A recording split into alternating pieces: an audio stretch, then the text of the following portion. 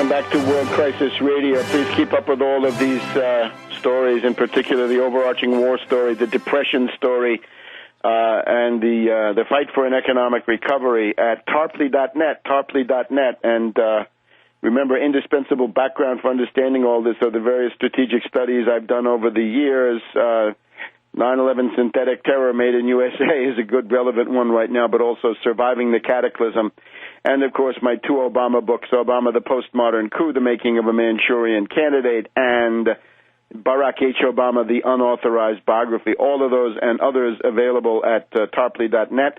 There are new radio interviews from the past week, and there will be more in the coming week covering the WikiLeaks Assange story. I've got to give that one a little bit of short shrift this week because of the volume of the war news. All right, so Obama's talking all options on the table. Last Sunday on one of the blab shows, Admiral Mullen comes out and says, yes, we have a plan to attack Iran. Now, that would be a plan that had been developed by the U.S. Central Command during the time that Napoleon Bonaparte Petraeus had been running U.S. Central Command. So General Petraeus, king of the neocons, neocon candidate for president on a warmonger ticket, a neocon ticket, drew up the plan. As soon as Mullen said that, we have the Iranian Foreign Minister Mottaki speaking from Moscow saying, don't take any ill-considered actions or you will end up worse than Iraq, worse than Afghanistan. We've got in the background General Hayden, of course, former head of the CIA, making a bid for new jobs, saying it looks to me like the attack on Iran is inexorable. Ahmadinejad essentially confirming the war danger, saying the U.S. is now determined to attack two countries in the next 3 months. Take a look at my online essay there at tarpley.net. Obama is preparing to bomb Iran. That's the 21st of July, well out in front of many others who are now climbing into the fray, which I welcome. I essentially go through the times when we have the new moon, right? No moon in August is August 10th, so 4 or 5 days from when this is being recorded, and then similarly the early part of September and the early part of October. October last chance if you want the October surprise, as Dvorskrov had suggested, right? Obama wants 3 wars, Iraq, Afghanistan, and Iran, all going so that he thinks he can keep both houses of Congress. I don't think that's going to work no matter what he does. Anyway, Obama says 2 countries in the next 3 months. Ehud Barak, visiting Washington last week, asks, what are these 2 countries, I wonder? Yeah, he wonders. Barak gave long interviews where he basically laid out the Israeli aggressive orientation, right, working with ultimata and a complete double standard vis-a-vis Iran. Israel armed to the teeth with nuclear weapons. Iran not allowed to be armed at all. After Mullen spoke, we also have Vitaly Churkin, the UN ambassador of the Russian Federation, objecting to that, saying, look here, we've just passed these sanctions resolutions, but the 4th one, he says, includes language which is even more emphatic, that no military action can be contemplated. And really, the Russians have always said these sanction resolutions are the opposite of an advance towards military force. On the other hand, as they know well, the U.S. sees it in the opposite way. The U.S. sees sanctions as steps towards nuclear, towards military action. So again, the inconsistency of the Russian position, the uncertainty of the Russian position certainly stands out.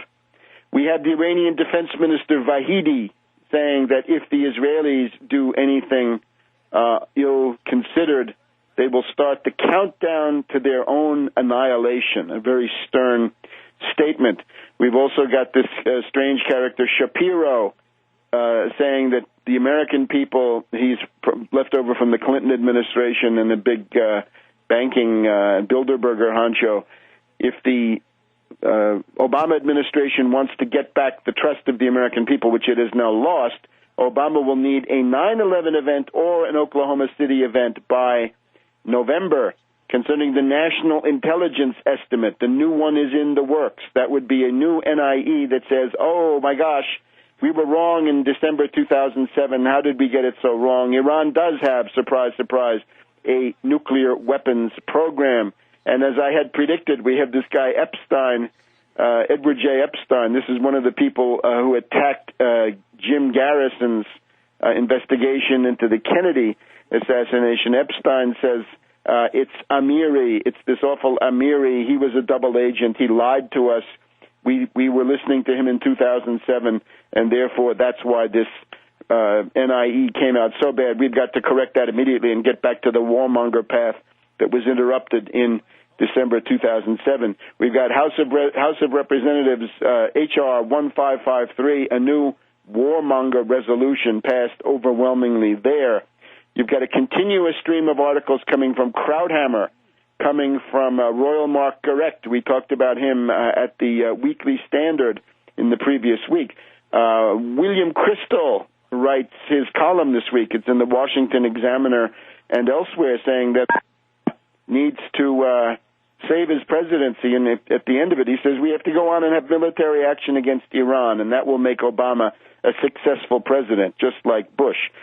In the meantime, there is no Iraqi government still, and the U.S. is very, very interested in getting the appropriate puppet regime in there with Alawi. That would allow Iraq to be at least hostile towards Iran, at least neutral but unfriendly in the course of all this. Naturally, they'd love to play Iraq against Iran. This is very hard to do after all the destruction. And we have Tariq Aziz, a man of character in much of his action, saying the U.S. is now about to feed Iraq to the wolves, Tariq Aziz. And we repeat our call, free Tariq Aziz. Let this elderly man now, suffering from all kinds of medical conditions, let him out of these concentration camps where the Iraqi government is keeping him. Everybody in the world is now waiting for this Hariri assassination report from a UN panel, and we know how worthless those things are as the search for truth, and how much they are open to the dictation of U.S. aggressors and other aggressors. So they're going to blame Hezbollah. They're going to say Hezbollah are the culprits in the attack on Hariri, and I think that incident along the border was simply a warning from Hezbollah. Don't do that.